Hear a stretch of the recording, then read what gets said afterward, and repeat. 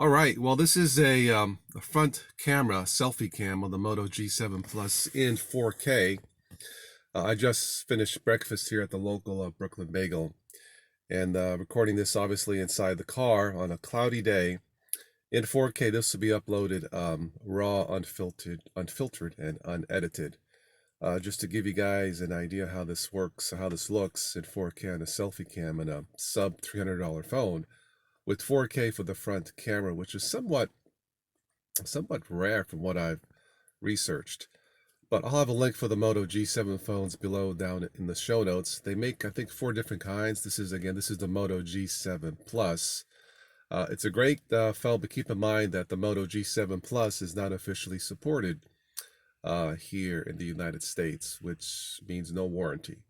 But still, I think the Moto G7 series, I think it's probably your best bet for a budget smartphone. So anyway, all right, let me know what you guys think in the comments below. And time to go grocery shopping. I'll catch you guys later.